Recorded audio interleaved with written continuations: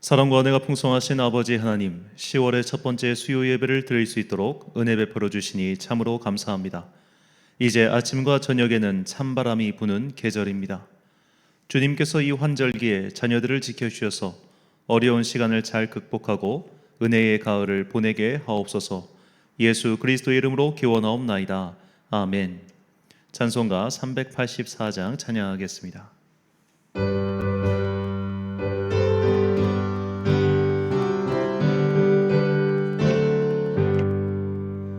나의 갈 길 다가도록 예수 인도하시니 내 주 안에 있는 그 길 어찌 의심하리요. 믿음으로 사는 자는 하늘 위로 받겠네.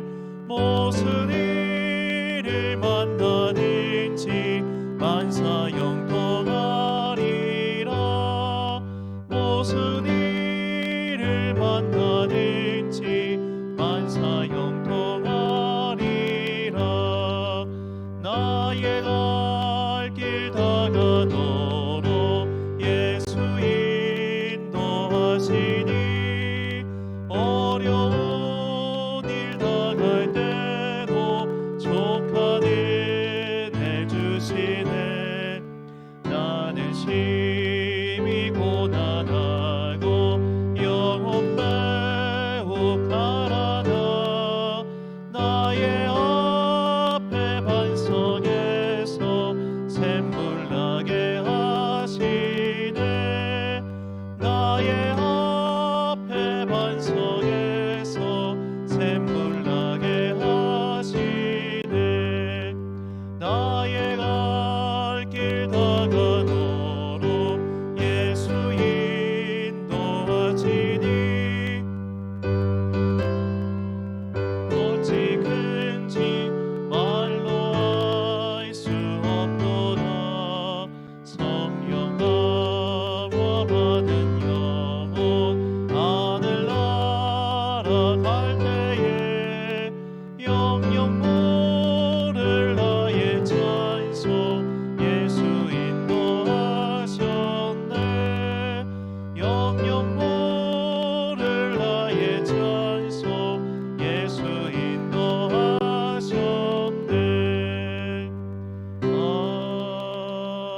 아멘.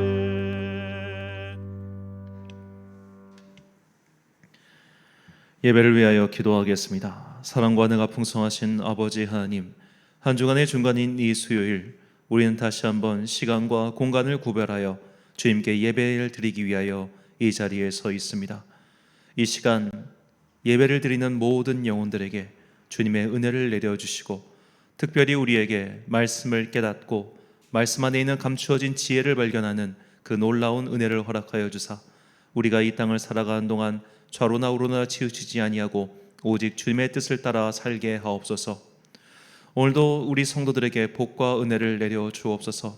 이 세상을 살아가는 데는 반드시 주님의 은총이 필요하오니 그 특별한 은혜로 우리의 삶을 인도하사 이 땅을 사는 동안 너무 아프거나 너무 가난하거나 너무 괴로운 일들이 우리에게 없게 하여 주옵소서. 그리하여 우리가 항상 주님께 감사하고 찬양하는 그 아름다운 삶을 이어갈 수 있도록 오늘도 우리에게 믿음과 은혜를 더하여 주옵소서. 특별히 이제 대학 입시 수능 시험이 얼마 남지 않았습니다. 수험생 자녀들을 본 부모의 간절한 기도에 응답하여 주시고, 또한 특별히 당신의 자녀들이 이 수험 시기를 통하여 주님을 더욱더 깊이 만날 수 있는 은혜가 있게 하여 주옵소서. 인생의 소망은 오직 주님께 있음을 깨닫고 항상 주님께 기도하며 간구하는 가운데 자신의 인생의 길을 밝히 비추는 주님의 자녀들 되게 하여 주옵소서. 이제 주님의 말씀을 듣습니다. 이 말씀이 우리의 삶을 인도하는 주님의 은혜의 지도가 되기를 소망하오며, 이 모든 말씀 우리를 사랑하시는 예수님의 이름으로 기도드립니다. 아멘.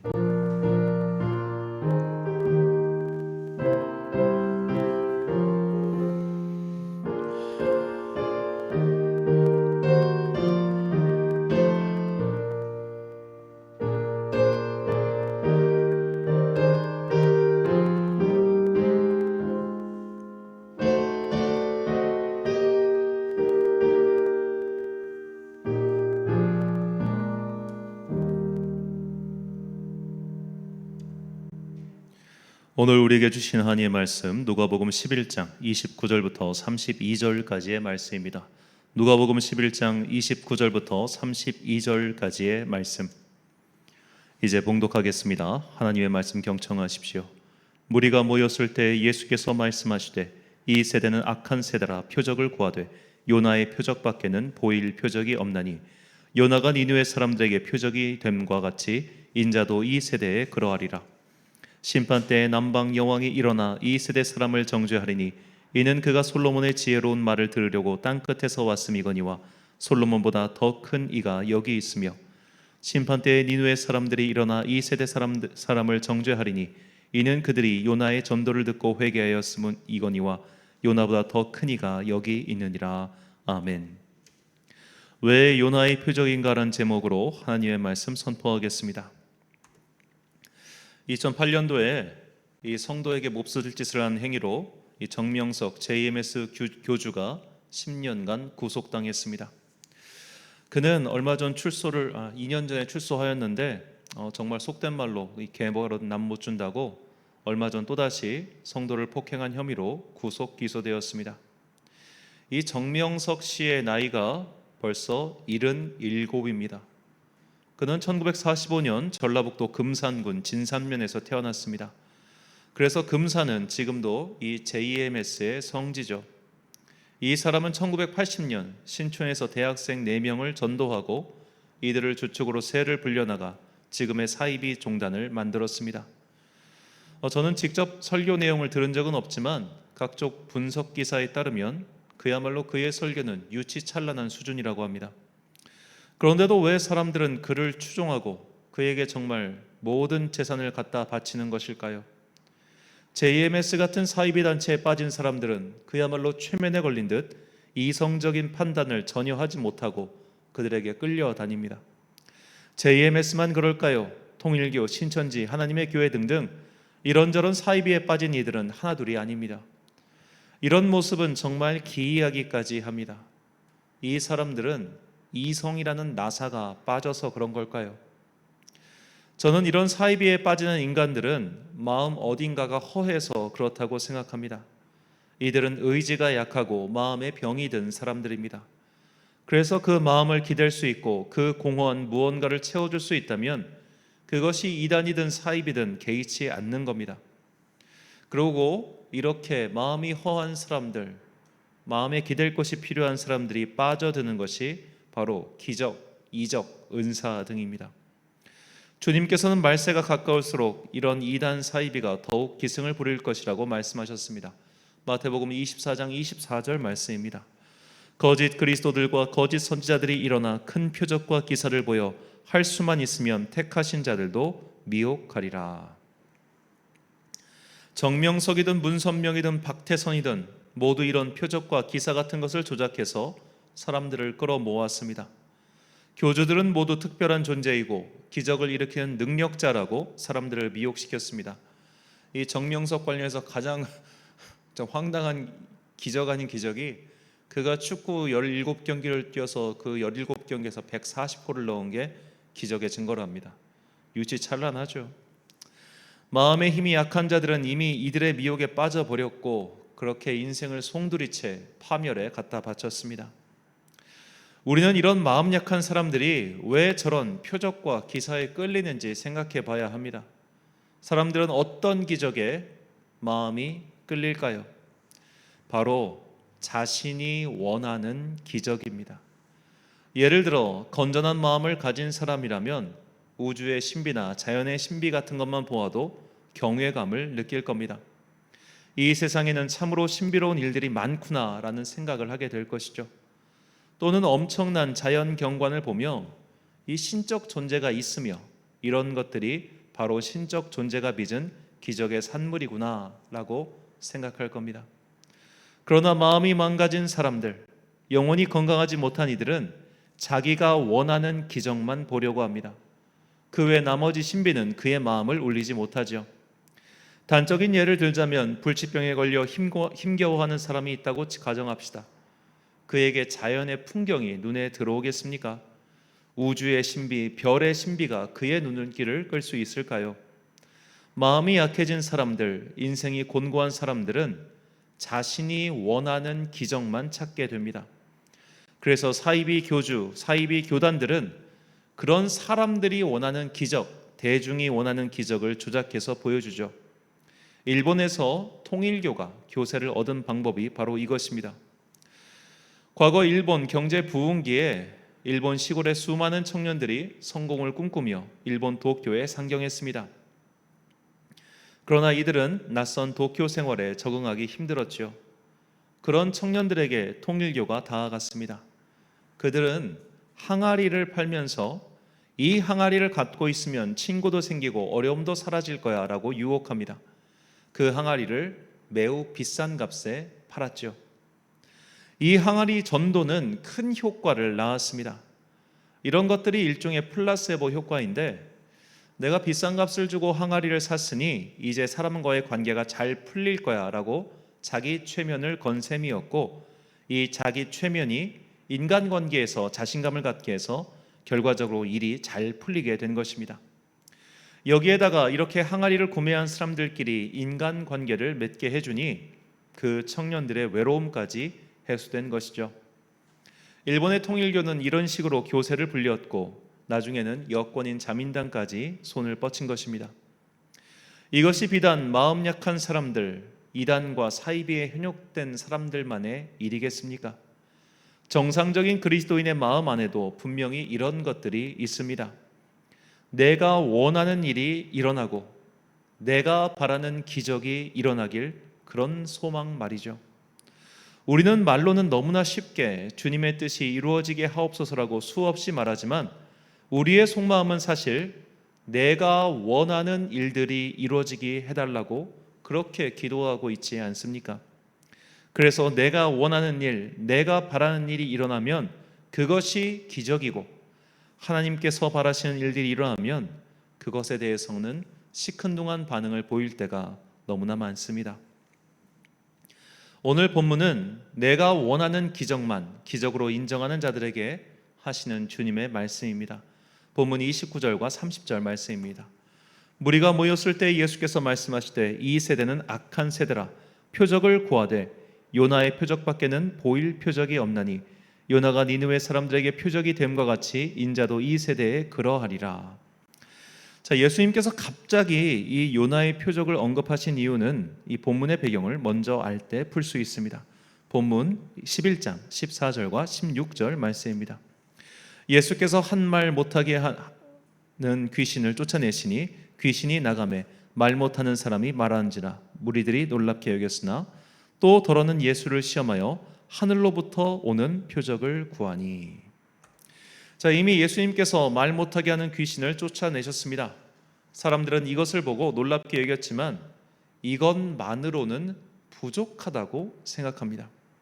그들은 더 특별하고 더 신비한 기적을 원했습니다.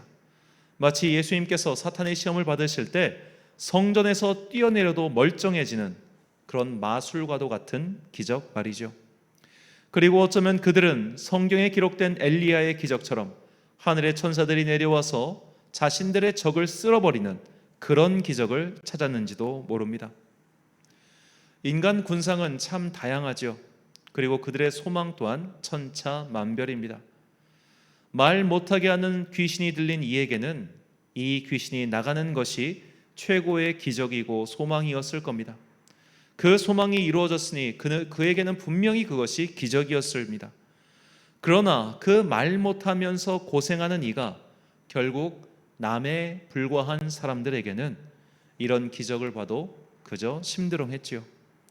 이런 모습은 오늘날 우리의 태도와 똑같습니다. 여러 가지 집회에 가면 이 선교사님들께서 선교 현장에서 일어나는 기적에 대해서 간증하시는 경우가 많습니다. 그 간증을 들으면서 가슴이 뜨거워지고 나도 저런 기적의 주인공이 되고 싶다라고 생각한 이는 의외로 많지 않습니다. 그 기적이 나와 상관없기 때문입니다. 평생 이슬람을 믿었던 이가 예수님께로 돌아오는 일이 얼마나 대단한 기적입니까? 평생 신의 존재를 부정하던 공산주의자가 주님을 믿고 교회가 부흥하는 일은 얼마나 큰 기적입니까? 이런 것들이 어떻게 하나님께서 살아계시다는 증거가 될 수 없겠습니까? 그러나 그런 선교 보고를 들어도 사람들의 마음은 별로 흔들리지 않습니다. 나와 상관없는 기적이고 내가 원한 기적이 아니기 때문입니다. 우리가 다음 달부터 이제 다니엘 기도회를 시작하고 또 다니엘 기도회 안에 여러 강사님들이 나오지만 저와 같은 경우만 해도 그렇습니다. 선교사님들의 그런 선교 보고와 같은 간증에 저도 딱히 마음이 움직이지 않습니다. 정작 제 마음을 움직이는 간증은 내가 이런 어려운 환경에서 살았는데 주님께서 은혜를 베푸셔서 이런 어려운 환경이 다 극복되었습니다. 여러분도 이런 기적의 주인공이 되십시오. 이런 류의 말에 제 가슴이 떨립니다. 나도 저런 기적의 주인공이 되고 싶어. 그런 마음이 제 안에 있기 때문이죠. 이렇게 자신이 원하는 기적만 기적으로 인정하는 이들을 가리켜 예수님께서는 악하고 음란한 세대라고 하셨습니다. 내 소망이 성취되는 것을 최고로 여기는 이들에게 주님께서는 내가 너희에게 보여줄 것은 요나의 표적밖에 없다라고 하십니다. 오늘의 질문은 바로 여기에서 출발합니다. 왜 요나일까요? 요나서는 4장 분량의 아주 짧은 책이죠. 이 짧은 요나서 안에 3가지 표적, 이적, 기적이 등장합니다. 첫 번째 표적은 큰 물고기 뱃속에서 요나가 3일간 있었던 것이고, 두 번째 표적은 큰 성 니느웨의 사람들이 회개한 일이었습니다. 그리고 세 번째는 박농쿨이 자랐다가 한 번에 말라버린 기적이죠. 자, 우리는 요나라는 인물을 다시 한번 생각해 봐야 합니다. 요나는 북이스라엘을 멸망시키고 계속 남유다 왕국을 괴롭힌 아시리아를 원수처럼 생각했습니다. 그런데 하나님께서 원수의 나라로 가서 그들을 회개시키라고 하니 그 명령에 따르기 싫었죠. 그래서 니느웨의 반대편인 다시스로 가는 배를 타고 하나님의 명령에서 도망칩니다. 하나님께서는 바다에 폭풍을 일으키셨고 요나는 자신 때문에 이런 일이 벌어진 것을 알고 바다로 뛰어듭니다. 그러나 요나는 죽지 않았고 큰 물고기의 뱃속에서 있다가 니느웨로 향하죠. 니느웨는 3일을 다녀도 다 다니지 못할 큰 성읍이었습니다. 그러나 요나는 고작 하루만 회개하라고 말했습니다. 그러자 온 성읍이 회개하는 역사가 일어납니다. 요나는 니느웨 밖에 나가 하나님께서 저 성읍을 심판하시는지 안 하시는지 궁금해서 지켜봤습니다. 하나님께서는 뜨거운 햇빛 아래에 있는 요나를 위해 큰 박넝쿨을 준비해 주셨고 이튿날 그 박넝쿨을 치워버리셨습니다. 요나의 이야기와 이 3가지 이적을 연결시켜 봅시다. 이 3가지 기적 중 요나가 원한 기적이 하나라도 있습니까? 없습니다. 요나가 원한 기적은 오직 하나, 니느웨의 멸망과 심판이었습니다. 그러나 하나님께서는 요나의 소망은 이루어지지 않으신 채 더 신비한 기적, 그가 기대하지 않은 기적으로 하나님의 뜻을 이루셨습니다. 예수님께서 말씀하신 요나의 표적밖에는 보여줄 것이 없다고 하신 이유가 바로 여기에 있습니다. 우리는 우리가 원하는 기적이 일어날 때 크게 감격하며 하나님께서 살아계시다고 말하죠. 그러나 하나님께서 원하시는 일이 일어나는 것이 진정한 기적입니다. 그러므로 이 세상은 온통 기적으로 가득 차 있습니다. 하나님께서 살아계시고 또 살아계신 그분의 권능으로 이 세상이 다스려지고 있기 때문이죠. 그래서 모든 사람은 영의 눈을 열기만 하면 살아계신 하나님을 체험할 수 있다고 바울은 말합니다. 로마서 1장 20절 말씀에 이렇게 기록되어 있습니다. 창세로부터 그의 보이지 아니하는 것들 곧 그의 영원하신 능력과 신성이 그가 만드신 만물에 분명히 보여 알려졌나니 그러므로 그들이 핑계대지 못할지니라. 이 세상은 하나님의 뜻대로 창조되었습니다. 즉 이 세상 자체가 기적의 산물이라는 겁니다. 그래서 우리는 자연의 신비를 통해 우주의 신비를 통해 얼마든지 신적 존재를 하나님께서 존재하심을 경험할 수 있습니다. 이것을 일반 계시라고 부르죠. 이러한 신적 존재, 어떠한 창조주가 성경에 기록된 여호와 하나님이며 이 하나님께서 인간의 육신을 입고 이 땅에 오신 예수님이라는 것을 믿는 것은 특별 계시 또는 특별 은총이라고 부릅니다. 즉 우리가 믿음을 가졌다는 것 자체가 기적의 산물이라는 겁니다. 그러므로 우리가 예수님을 구주로 믿는 그리스도인이라면 우리는 이미 기적의 주인공입니다. 이미 기적을 체험한 자들입니다. 죄인이 의인이 된 것이 기적이며 죄인이 회개하고 변화받은 것이 기적입니다. 이 이상의 기적은 없으며 이 이상의 기적도 굳이 필요하지 않습니다. 그 외의 기적을 주시면 감사한 것이로되 그런 것이 없다고 해서 믿음이 떨어질 이유도 없으며 그런 것이 없다고 해서 실망할 필요도 없다는 겁니다. 그래서 이외의 것들을 구하는 것은 실상 하나님을 아직 믿지 못하는 이방인들이나 구하는 것이라고 주님께서는 말씀하셨습니다. 요나는 자신이 바라는 기적이 이루어지지 않자 하나님을 원망하였습니다. 바리새인과 사두개인들은 자신들이 바라는 기적이 이루어지지 않자 예수님을 바알세불의 힘을 빌린 마귀의 죽으라고 비난했습니다. 예수님을 따르던 대중들은 예수님께서 자신들이 원하는 빵과 물고기를 주자 그분을 왕으로 삼으려 하였습니다. 그러나 예수님께서는 자신이 원하는 기적만을 바라는 그들에게 다음과 같이 말씀하셨습니다. 요한복음 6장 26절과 27절 말씀입니다. 예수께서 대답하여 이르시되 내가 진실로 진실로 너희에게 이르노니 너희가 나를 찾는 것은 표적을 본 까닭이 아니요 떡을 먹고 배부른 까닭이로다. 썩을 양식을 위하여 일하지 말고 영생하도록 있는 양식을 위하여 하라. 이 양식은 인자가 너희에게 주리니 인자는 아버지 하나님께서 인치신 자니라. 아멘. 우리가 바라는 기적은 실상 썩은 것들을 위한 것들입니다. 많은 재산이 있으면 뭐합니까? 나의 죽음과 함께 그것은 남의 것이 되어버릴 겁니다. 아무리 건강하면 뭐합니까? 내 수명이 닿음과 동시에 그 건강도 사라지는 법입니다. 간절히 기도해서 기적을 체험하여 병이 나았어도 그것은 당장 수명을 몇 년 연장시킨 것에 불과합니다. 심지어 나사로와 같이 죽었다가 살아난 이들도 모두 다시 죽었습니다. 이처럼 우리가 바라는 기적은 결국 우리의 한계, 존재의 한계에서 벗어나지 못합니다. 그러니 이것은 실상 기적이 아닌 겁니다. 우리가 바라는 수많은 기적은 99% 거의 다 돈으로 해결이 가능한 것들입니다. 지금 내가 돈이 없으니 그것을 못할 뿐이죠. 내가 돈이 없어 그것을 못하니 주님, 돈 없는 나에게 당신께서 은혜를 베푸사 그런 것들을 해결해 주세요 라는 것이 우리가 바라는 대부분의 기도의 제목이라는 거예요. 즉 우리는 돈을 기적으로 삼고 있지 하나님을 기적으로 삼고 있지 않다는 겁니다. 죄인이 의인으로 변화되어 구원을 받는 것을 기적으로 여기고 하나님께서 이 신비로운 세상을 창조하시고 다스리고 계시다는 것을 기적으로 삼아야 하는데 거의 대부분 돈으로 가능한 것들을 기적으로 여기고 있으니 어찌 우리가 바리새인과 세상 사람들과 다를 것이 있겠습니까? 바울은 이처럼 헛된 표적, 자신들이 원하는 기적만 찾는 어리석은 자들에게 다음과 같이 말하고 있습니다. 고린도전서 1장 22절부터 24절까지 말씀입니다.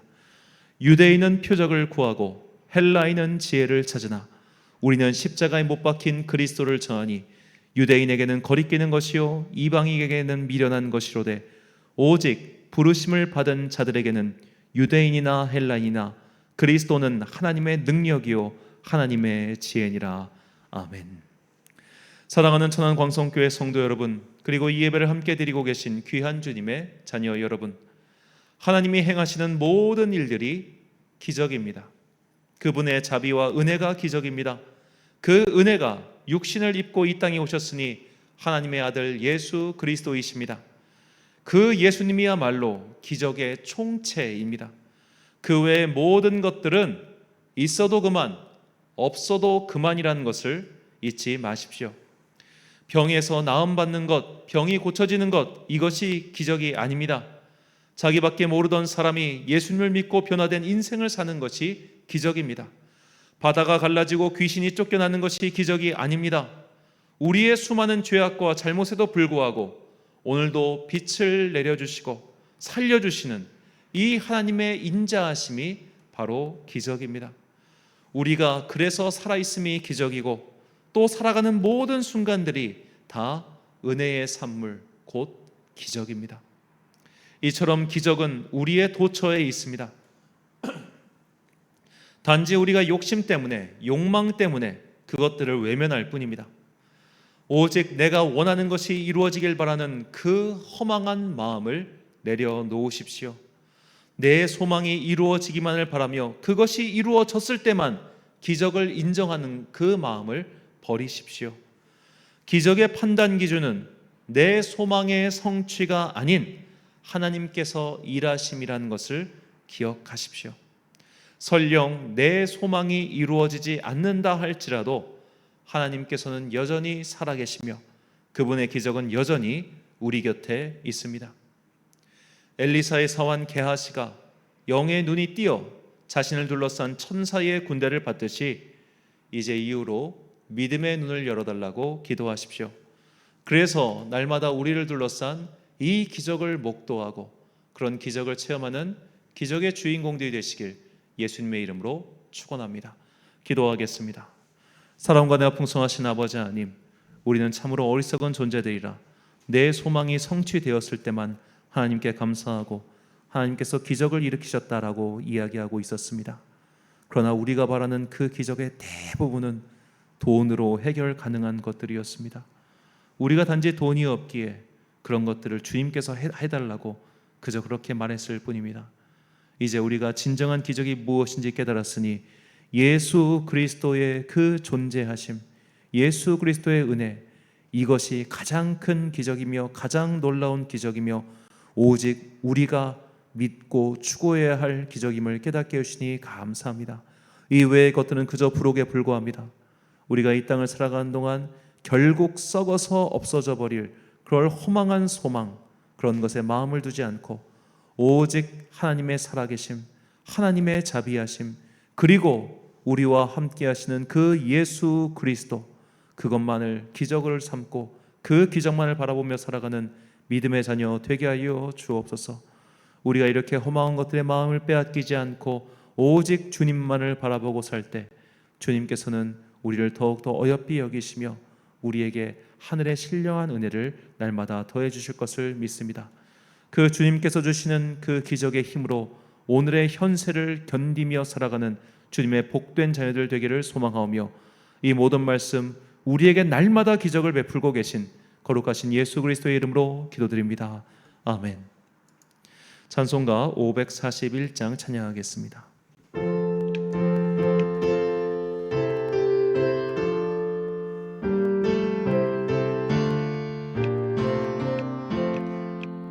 꽃이 피는 봄날에만 주의 사랑 있음인가, 열매 맺는 가을에만 주의 은혜 있음인가, 땀을 쏟는 여름에도 주의 사랑 여전하며 추운 겨울 줄일 때도 주의 위호 변함없네. 솔로몬의 포기보다 욥의 고난 더 귀하고 솔로몬의